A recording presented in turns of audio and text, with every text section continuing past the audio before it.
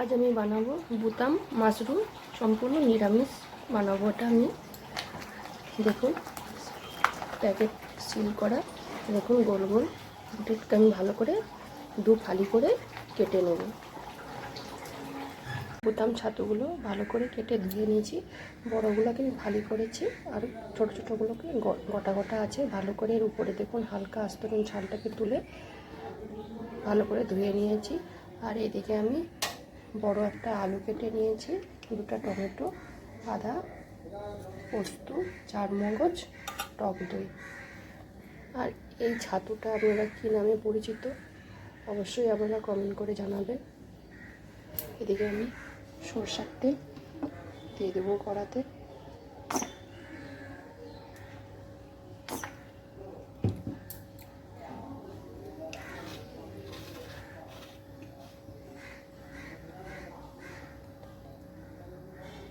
প্রথমে তেলটা গরম হয়ে গেলে আমি আলুগুলো ভেজে তুলে নেব।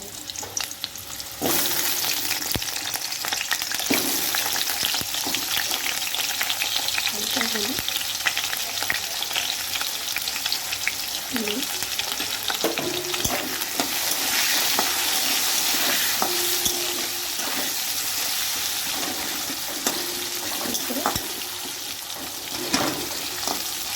ভেজে তুলে নেব। এদিকে আমি মশলাটা বেটে নেব।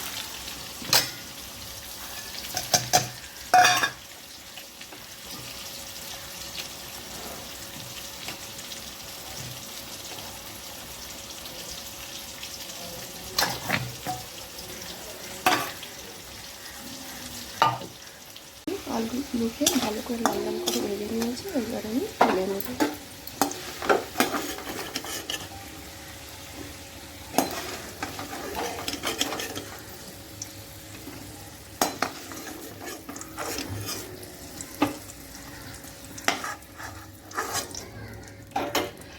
ওই তেলে ছাতুগুলোকে আমি ভেজে নেব।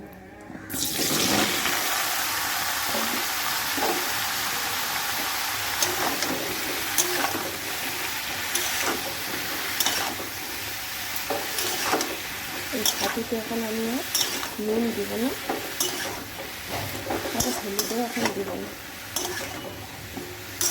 ঢাকা দিলে জল কেটে যাবে, তার জন্য আমি ঢাকাও দেব না। ভালো করে দম তুলে আমি ভেজে নেব। এরকম বাসনগুলো ভালো করে ভেজে নিয়েছি, জায়গাতে ঢেলে নেব।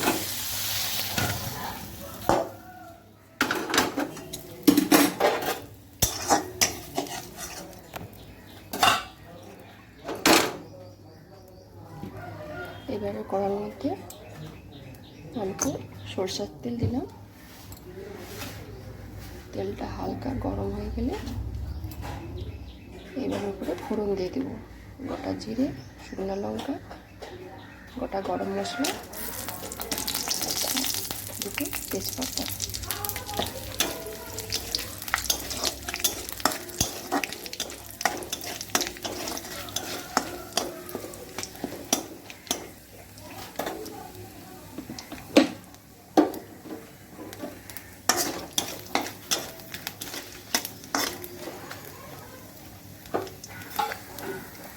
ভালো করে মশলাটা ভাজা হয়ে গেলে এবারে মশলা পেস্টটা দিয়ে দেবো আমি।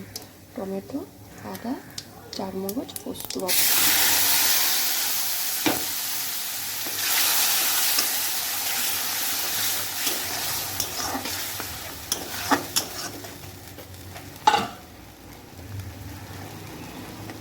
পরিমাণ মতো হলুদ,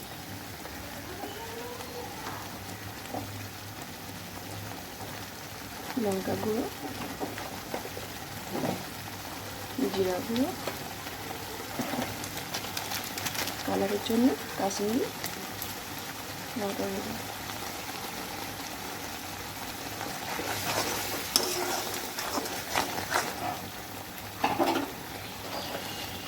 এক চামচ চিনি।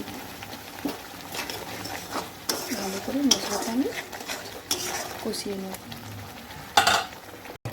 দেখুন মশলাটা ভালো করে ভাজা হয়ে গেছে। এইবারে আমি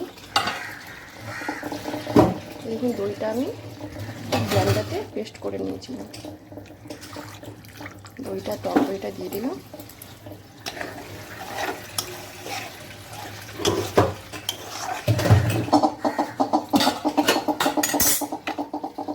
মধ্যে ভেজে রাখা আলু,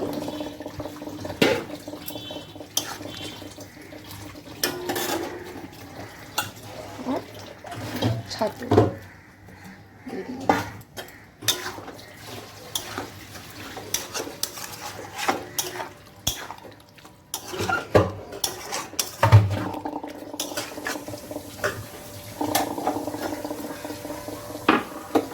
এবার আমি তরকারিটা নুন দেব,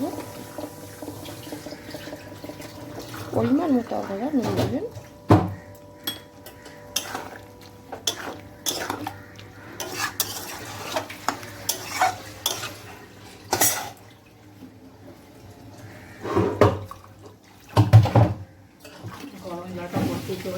এবারে একটু সামান্য জল দিয়ে দেব।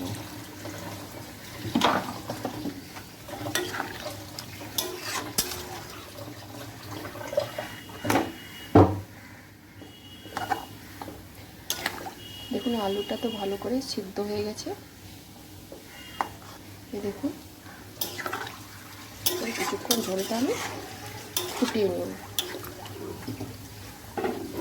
দেখুন আমার ছাতুর তরকারিটা হয়ে গেছে। এবারে আমি উপর থেকে গরম মশলা গুঁড়ো,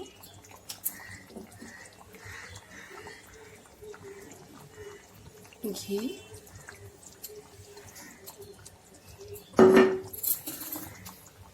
ধনেপাতা কুচো,